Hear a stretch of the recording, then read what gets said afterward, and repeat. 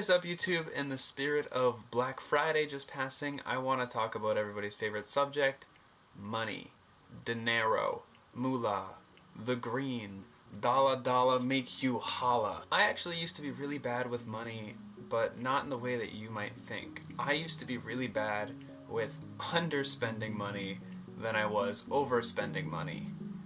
I had a problem where I would attach my self-value and my worth to the number that was in my bank account. So if my bank account was sitting at, let's say, $200, I was only worth $200. So the more I raised that, the higher I thought of myself. And this became a regular thing for me. It actually became a very unhealthy thing for me, because I would go out with friends, and while I would be out for hours on end, I wouldn't buy food, I wouldn't buy drinks, I wouldn't buy anything to sustain myself, because I thought that would be taking away from my self-value. So if I went out and I wanted a water or a Gatorade, I would say, I don't need that, I have water at home. Or if I wanted to go get food and everybody else was getting food, I said I could stay hungry a little bit longer because I have food at home. And food at home doesn't cost me any more money. It's money that's already been spent and is sitting at home waiting to be used. This all started because I was worried about my future. And that's a good thing to an extent. I was so worried that if I was spending money, or I do it with a lot of things, you might notice that I have like an overarching problem with spending money or time or effort doing something, then that means that I'm wasting that time or money or effort from my future. So if I spend money right now, then that means I'm setting myself up for failure further along the line. I won't have the money to go on that vacation that I want, or I don't have the money to create the startup that I want to create, or go on a project and put money in that I might not make back, but it's going to be worth it for me. That's all I'm thinking about when I spend $2 on a tea at Tim Hortons. I was actually so frugal and so cheap, I became exhausted from it. I would work tirelessly to make sure that I wasn't spending any money, that I wasn't having any fun when I was going out, like at all. I wouldn't go out to activities that cost more than like $20. I wouldn't spend food. I wouldn't go to the movies, because if I could wait long enough, I could get the movie cheaper as a DVD, or see it with friends when they have it, rather than going to the actual movies. I no longer valued the experience that money could bring, or the joy of not even buying something new, but having a good meal or spending time with friends. The people that I knew at that time, my friends or anybody I really knew, would get really tired of it really fast, because I was the stick in the mud. I was the guy who wouldn't do something if it cost money, and no one wants to have that guy in their friend group or their social group. What's funny is that I wasn't affected by it. Like, it didn't change my mind. I still thought I was right. And I know that doesn't make me right, but at the time I thought I was smarter than everybody. Like, I thought I was thinking way outside the box and planning ahead for my future.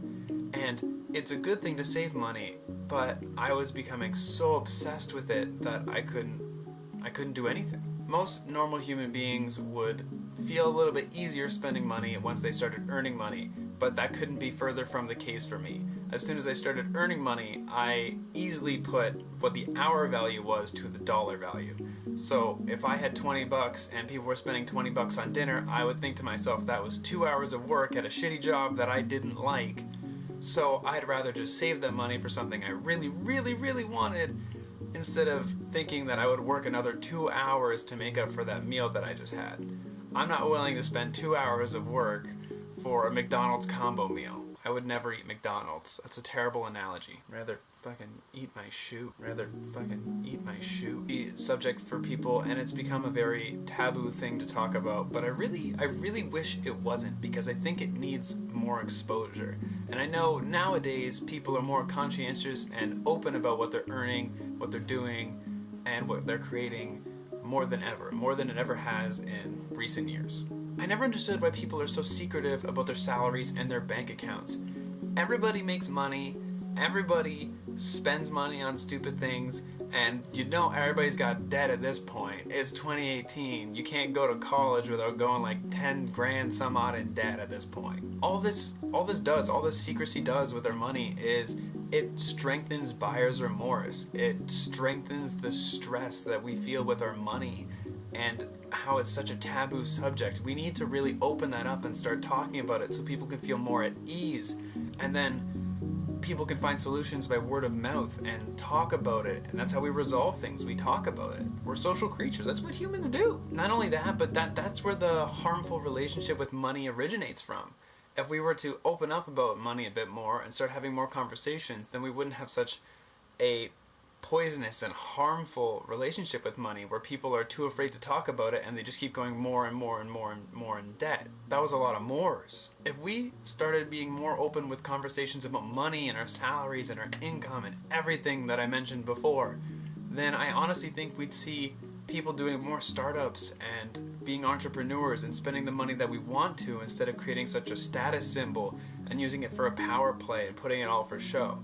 I honestly think that if we were to start talking about money more and decrease the stress around it, or the stigma, we'd be able to see people that are a lot happier and they're not wasting their talents in cubicles at jobs where they're making less than they think they should and less that they're capable of, and doing what they love. The sooner we start talking about these things and the sooner we start opening up about money, the faster that you'll see people won't be so afraid to talk about it and to use it, and use it wisely, use it for the things that they want. And at that point we can choose if the phrase money makes the world go round, if that's really true. That doesn't have to be a defining principle for everybody. You get to choose what makes your world go round. As always, thank you for watching, and I really hope this helps. And with Black Friday happening, I really hope that people are more open with talking about money and hopefully not racking up more debt than they need to. Nobody needs more debt. That shit sucks. Please like this video if you liked it. Give it a thumbs up if you approve of cheesy cutoffs and endings like the one I just tried to pull off. And of course, please subscribe to the channel if you haven't already for more life improvement and tips for creative people in the creative industry, or whatever you do. I'm willing to help everybody. I don't swing one way or the other, you know what I mean? And if you're interested, please go over to my Instagram, Twitter, Tumblr, all my other social accounts. I'll have them posted in the description below, and I have much more of my content there, as well as my design content as well.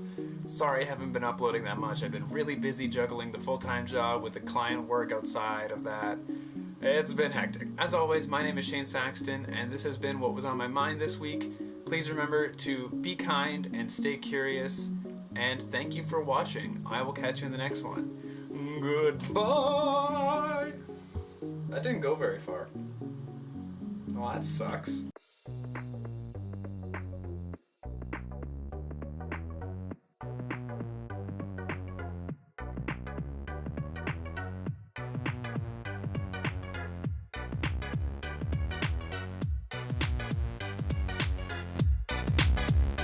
Rather fucking eat my shoe.